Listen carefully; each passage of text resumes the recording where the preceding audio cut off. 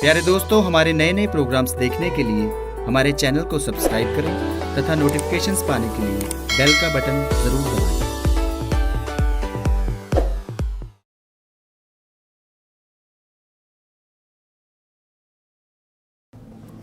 पिता, पुत्र और पवित्र आत्मा के नाम पर आमीन। सबको जय यीशु। आज हम विशेष रीति से एक बात पर मनन चिंतन करने जा रहे हैं कि प्रभु यीशु मसीह ने, जब प्रभु यीशु मसीह क्रूस पर थे तो प्रभु यीशु मसीह ने उस क्रूस पर अंतिम 7 शब्द कहे थे। उन 7 शब्दों पर हम मनन चिंतन करने जा रहे हैं। तो आइए हम पर मनन चिंतन करने से पहले हम जो है थोड़ा समय प्रार्थना में बिताएंगे। हम सभी लोग अपनी आंखें बंद करें और प्रभु से प्रार्थना करें। प्रेम ईश्वर के पिताजी, हम आपको धन्यवाद देते हैं प्रभु इस समय के लिए, जब आपने प्रभु हमें इस समय प्रदान किया कि हम प्रभु आपके इन 7 शब्दों पर मनन चिंतन कर सकें जो आपने क्रूस पर कहे थे। प्रभु हे प्रभु, एक एक शब्द का अर्थ प्रभु हमें समझा दीजिए। हे प्रभु, आपका वचन कहता है वो पवित्र आत्मा जिसे पिता मेरे नाम पर भेजेगा वो तुम्हें सब कुछ समझा देगा। प्रभु, आपका वचन कहता है रोमियो के नाम अध्याय 8 वाक्य 26 में, आत्मा ही हमारी दुर्बलता में हमारी सहायता करता है। जी हाँ पवित्र आत्मा, आज हमें इन 7 शब्दों को समझने के लिए हमें आशीष प्रदान कीजिए। यही प्रार्थना करते उद्धारकर्ता प्रभु यीशु मसीह के सामर्थी नाम से मांगते हैं, आमीन। प्रिय भाई बहनों, हम जो है प्रभु यीशु मसीह के क्रूस पर कहे गए अंतिम 7 शब्दों पर मनन चिंतन करने वाले हैं। प्रभु यीशु मसीह ने क्रूस पर अंतिम 7 शब्द कहे। पहला शब्द, यदि हम लूकास के सुसमाचार अध्याय 23 और उसका वाक्य संख्या 34 में पढ़ते हैं, वहां पर लिखा है, ईसा ने कहा, पिता इन्हें क्षमा कर, क्योंकि ये नहीं जानते कि ये क्या कर रहे हैं।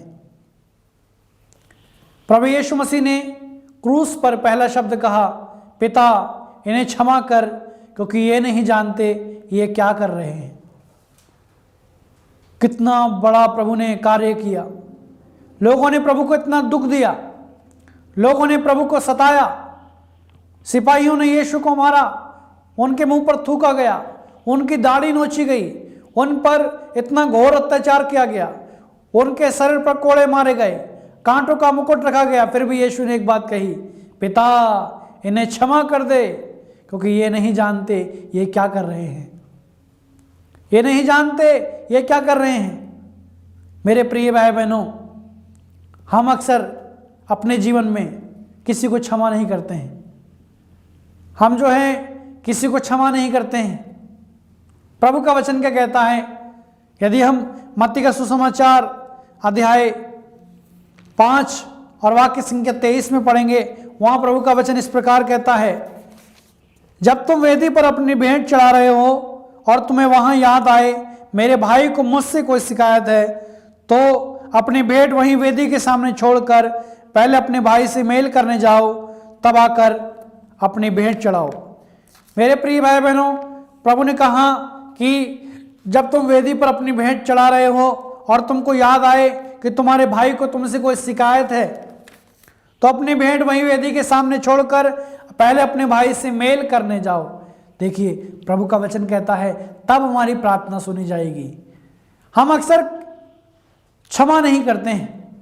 कोई व्यक्ति हमारे विरुद्ध कार्य करता है, हम उस व्यक्ति से वैर बनाए रखते हैं, अपने मन में उनके प्रति ईर्ष्या बनाए रखते हैं, लेकिन हम क्षमा नहीं करते हैं। हम लंबी लंबी प्रार्थनाएं करते हैं, लेकिन प्रभु का वचन कहता है, यदि हम मार्कुस का सुसमाचार अध्याय 11 और वाक्य संख्या 25 में लिखा है, जब तुम प्रार्थना के लिए खड़े हो और तुम्हें किसी से कोई शिकायत हो तो क्षमा कर दो, जिससे तुम्हारा स्वर्गीय पिता भी तुम्हारे अपराध क्षमा कर देगा। मेरे प्रिय भाई बहनों, हमें जानने की जरूरत है कि हमें क्षमा करने की जरूरत है। हमें क्षमा करना जरूरी है, क्योंकि प्रभु का वचन कहता है, यदि हम प्रवक्ता ग्रंथ अध्याय 28 में पढ़ते हैं, वहां पर लिखा है, ईश्वर बदला लेने वालों को पूरा पूरा दंड देगा। प्रभु ने आगे कहा है प्रवक्ता ग्रंथ अध्याय 28 वाक्य 2 में, अपने पड़ोसी के अपराध क्षमा कर दो और प्रार्थना करने पर तुम्हारे अपराध क्षमा किए जाएंगे। मेरे प्रिय भाई बहनों, हमें एक दूसरे को क्षमा करने की जरूरत है। हम छोटी सी लड़ाई के कारण, छोटे से झगड़े के कारण, छोटी सी बातों को लेकर किसी को क्षमा नहीं कर पाते हैं। लेकिन यीशु मसीह को देखिए, वो पिता परमेश्वर, वो यीशु मसीह जिसने इतना घोर दुख सहा, कोड़ों की मार सही, कांटों का मुकुट सहा, वो परमेश्वर, वो प्रभु यीशु मसीह, देखिए कितना घोर दुख सहने के बावजूद भी बोलते हैं, हे पिता इन्हें क्षमा कर, ये नहीं जानते ये क्या कर रहे हैं। तो हमें एक बात जानने की जरूरत है, इस पहले शब्द से प्रभु हमें ये शिक्षा देते हैं कि हमें एक दूसरे को क्षमा करना है। हमें हमारे पिता की प्रार्थना बोलते हैं, उस प्रार्थना में हम बोलते हैं जैसे हमने अपने अपराधियों को क्षमा किया है वैसे आप हमें क्षमा कर दो, लेकिन हम अपने अपराधियों को क्षमा नहीं करते हैं। तो आज से हमें एक काम करने की जरूरत है, हमें एक दूसरे को क्षमा करने की जरूरत है। दूसरा शब्द प्रभु हमसे कहते हैं संत लूकास के सुसमाचार अध्याय 23 वाक्य संख्या 43 में, यदि हम पढ़ते हैं वहां इस प्रकार लिखा हुआ है। संत लूकास के सुसमाचार अध्याय 23 वाक्य संख्या 43 में लिखा है, उन्होंने उससे कहा, मैं तुमसे ये कहता हूं तुम आज ही मेरे साथ परलोक में होगे। प्रभु ने ये दूसरा शब्द कहा क्योंकि प्रभु यीशु मसीह के आसपास दो डाकू थे, एक इस ओर और दूसरी उस ओर। हम यदि लूकास के सुसमाचार अध्याय 23 वाक्य संख्या 39 से पढ़ेंगे, वहां पर लिखा है, क्रूस पर चढ़ाए हुए कुकर्मियों में एक इस प्रकार ईसा की निंदा करता था, तू मसीह है ना तो अपने को भी और हमको भी बचा।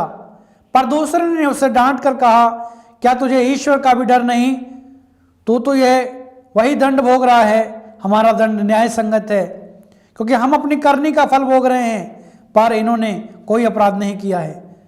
तब उसने कहा, ईसा जब आप अपने राज्य में आएंगे मुझे याद कीजिएगा। मेरे प्रिय भाई बहनों, वो दो डाकू, एक डाकू ने प्रभु को अपशब्द कहे, प्रभु को कोसा, लेकिन दूसरे डाकू ने कहा, नहीं, हम तो अपना करनी का दंड भोग रहे हैं, इस मनुष्य ने, इन्होंने कुछ नहीं किया है, ये बिना पाप किए दंड भोग रहे हैं। तब प्रभु ने कहा, तुम आज ही मेरे साथ परलोक में होगे। प्रभु ने कहा, तुम आज ही मेरे साथ परलोक में होगे। इसलिए परमेश्वर ने उनसे कहा, तुम आज ही, क्योंकि यीशु मसीह आज का परमेश्वर है। हमारा प्रभु आज का परमेश्वर है, हमारा प्रभु कल का परमेश्वर नहीं है।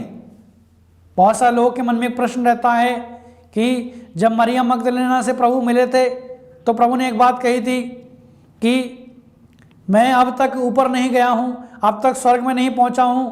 लोग प्रश्न करते हैं कि यीशु मसीह ने कहा कि तुम आज मेरे साथ स्वर्ग में होगे, और एक जगह प्रभु कहते हैं कि मैं अब तक स्वर्ग में नहीं गया हूं, तो ये दो तरफा बात कैसे हो गई? मेरे प्रिय भाई बहनों, हमें जानने की जरूरत है। यहां पर प्रभु कहते हैं तुम आज ही मेरे साथ स्वर्ग में होगे, और यीशु मसीह से पहले जितने लोग मृत्यु को गए थे वे सब अधोलोक में थे और स्वर्ग का द्वार नहीं खुला था। इसलिए यीशु मसीह मनुष्य और ईश्वर दोनों स्वभाव के थे, इसलिए यीशु मसीह उन सारे लोगों को लेके स्वर्ग में लेके जाने के लिए अधोलोक गए थे।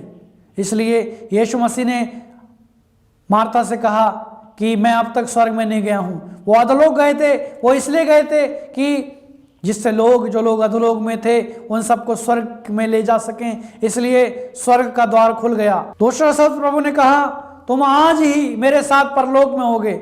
हमारा प्रभु यीशु मसीह आज का ईश्वर है, वो कल का ईश्वर नहीं है। इसलिए जब यीशु मसीह का जन्म हुआ, जब चरवाहे आग ताप रहे थे, वहां पर आग सेक रहे थे, तब उन्होंने स्वर्गदूत ने आकर कहा, आज तुम्हारे लिए दाऊद के नगर में प्रभु मसीह का जन्म हुआ है। कल नहीं हुआ बल्कि आज हुआ है।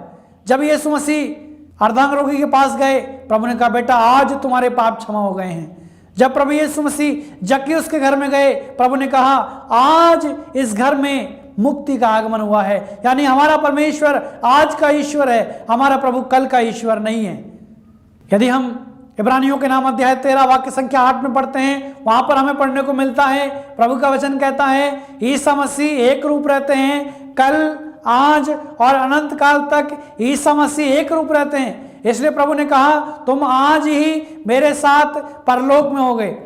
प्रभु इस दूसरे शब्द में हमें ये संदेश देना चाहते हैं कि जब हम अपने पापों को प्रायश्चित करते हैं, पश्चाताप करते हैं कि हाँ हमने गलती की है इसलिए हम दंड भोग रहे हैं, और हम प्रभु से कहेंगे प्रभु आप मुझे याद कीजिए, मुझ पर दया कीजिए, तब प्रभु कहेगा बेटा आज ही तुम मेरे साथ परलोक में होगा, तो बेटा आज ही तुम चंगे हो जाओगे, आज ही तुम ठीक हो जाओगे। प्रभु दूसरे शब्द के द्वारा सिखाते हैं कि प्रभु आज हमें मुक्त करेगा। तीसरा शब्द संत योहन के सुसमाचार अध्याय 19 वाक्य संख्या 25-27 तक पढ़ते हैं। वहां इस प्रकार लिखा है, ईसा की माता, उसकी बहन क्लोपस की पत्नी मरियम और मरियम मगदलेना उनके क्रूस के पास खड़ी थी। ईसा ने अपनी माता को और उसके पास अपने उस शिष्य को जिसे वह प्यार करते थे देखा। उन्होंने अपनी माता से कहा, भद्रे यह आपका पुत्र है। इसके बाद उन्होंने उस शिष्य से कहा, यह तुम्हारी माता है। उस समय से उस शिष्य ने उसे अपने यहाँ आश्रय दिया। मेरे प्रिय भाई बहनों, यहाँ पर प्रभु यीशु मसीह अपने जिस शिष्य को प्यार करते थे उससे कहा, यानी योहन से कहा, योहन यह तुम्हारी माता है। उन्होंने देखिए योहन से कहा, योहन यह तुम्हारी माता है। यहाँ पर लिखा है वे जिस शिष्य को प्यार करते थे, और बाइबल में लिखा हुआ है हम भी ईश्वर के शिष्य हैं, हम भी यीशु के शिष्य हैं। यानी उस समय यीशु ने योहन से कहा था, आज प्रभु मुझसे और आपसे कहते हैं कि माँ मरियम तुम्हारी माता है। बहुत सारे लोग माँ मरियम का आदर नहीं करते हैं। प्रभु आज हमसे कहते हैं कि यह तुम्हारी माता है। और आगे लिखा हुआ है, इसके बाद उन्होंने शिष्य से कहा, यह तुम्हारी माता है, और माता से कहा, यह आपका पुत्र है। मेरे प्रिय भाई बहनों, बहुत सारे लोग माता मरियम का आदर नहीं करते हैं।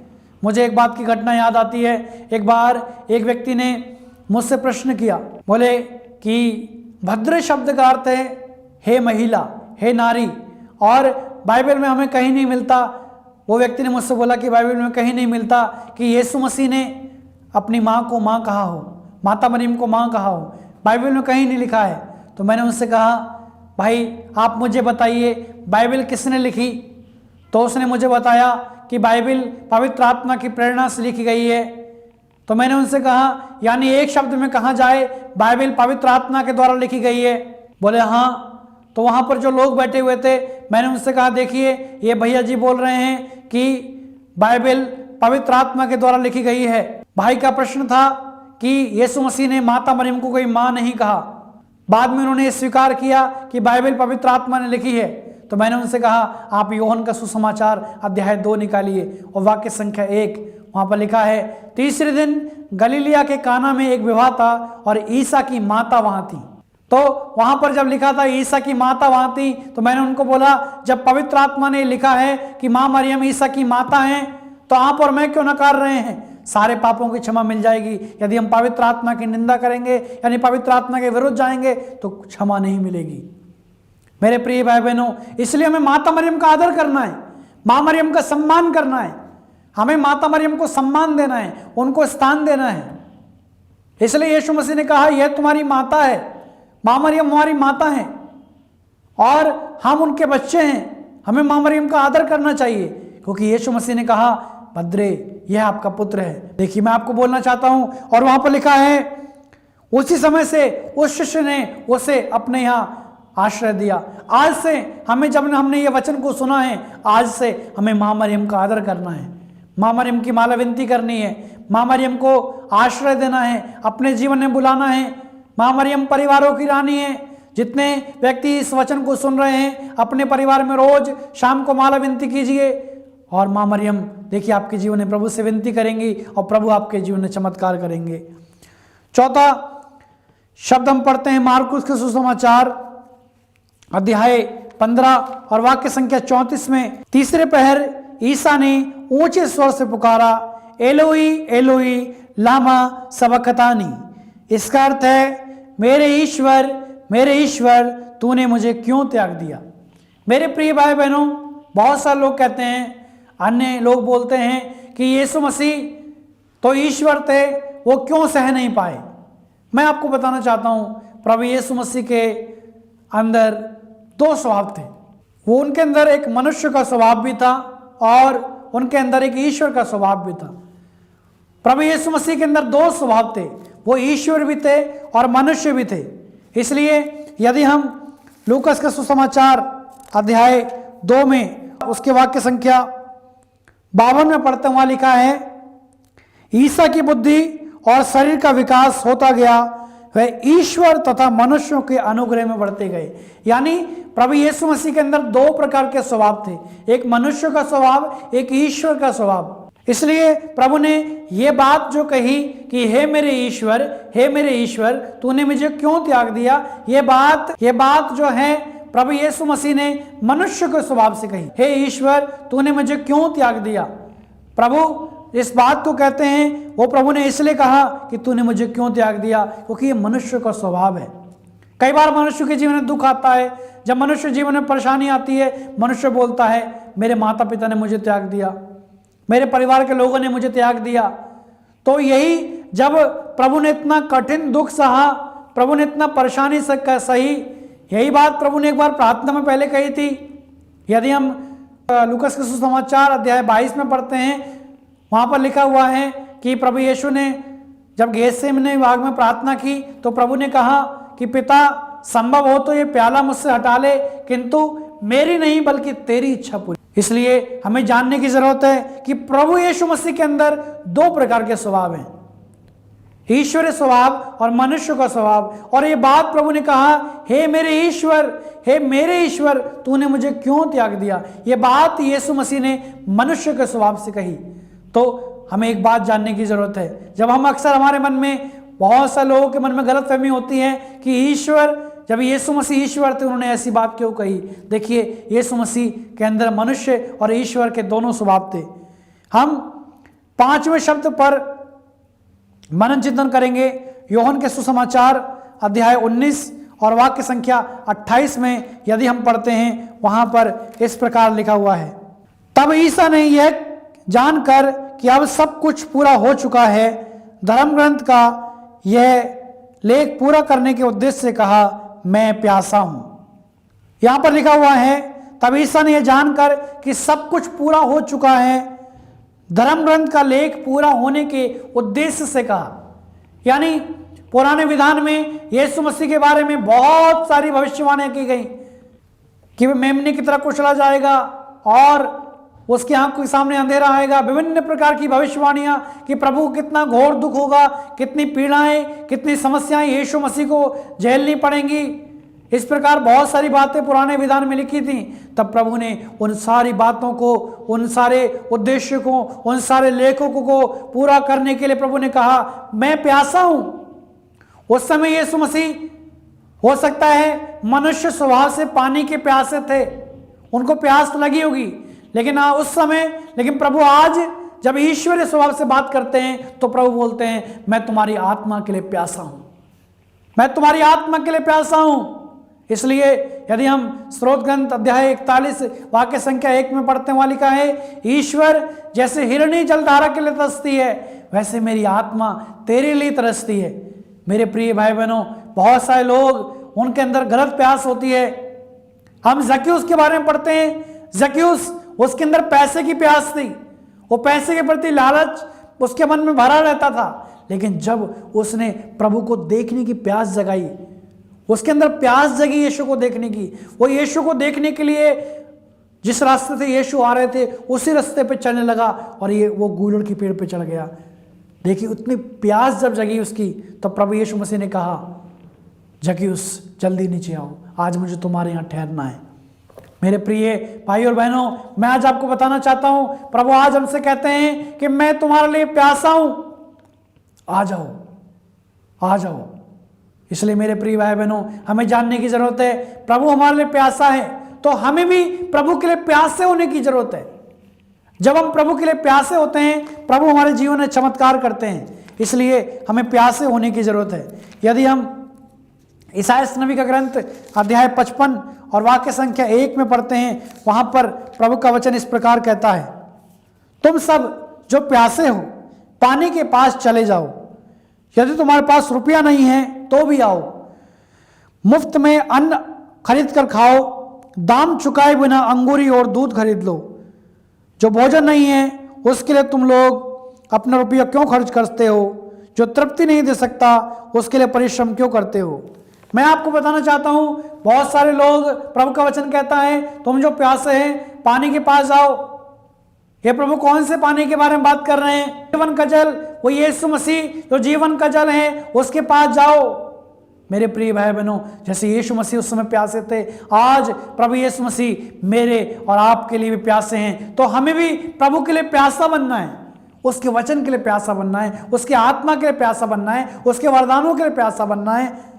छठी बात प्रभु, छठा शब्द प्रभु कहते हैं, योहन के सुसमाचार अध्याय 19 वाक्य संख्या 30 में हम पढ़ते हैं, ईसा ने खट्टी अंगूरी चक्कर कहा सब पूरा हो चुका है। सब पूरा हो चुका है। यह बात प्रभु ने क्यों कहा कि सब पूरा हो चुका है? बहुत सारे लोगों के मन में अनेक प्रकार के प्रश्न रहते हैं कि सब पूरा हो चुका है यीशु मसीह ने क्यों कहा? क्योंकि बहुत समय से यीशु मसीह जब इस संसार में आए, उन्हें मालूम था कि मुझे मरना होगा, इसलिए यीशु के दुख भोग के बारे में तीन भविष्यवाणी हुई थी। प्रभु यीशु मसीह ने कहा था कि मुझे महायाजकों शास्त्रियों के हाथों मार डाला जाना होगा, मैं दुख उठाऊंगा और मैं क्रूस पर मर जाऊंगा। प्रभु यीशु मसीह को अपना दुख याद आ रहा था, और जब प्रभु यीशु मसीह ने देखा कि हाँ एक एक करके सब कुछ पूरा हो रहा है, अंत में प्रभु ने कहा सब कुछ पूरा हो चुका है, सब कुछ पूरा हो चुका है। इसलिए पुराने विधान में लिखा हुआ है वे कुकर्मियों की श्रेणियों में रखे गए। बहुत सारे लोग अनेक प्रकार की बातें सोचते हैं प्रभु यीशु के दुख भोग के बारे में, लेकिन यहां पर प्रभु कहते हैं सब कुछ पूरा हो चुका है।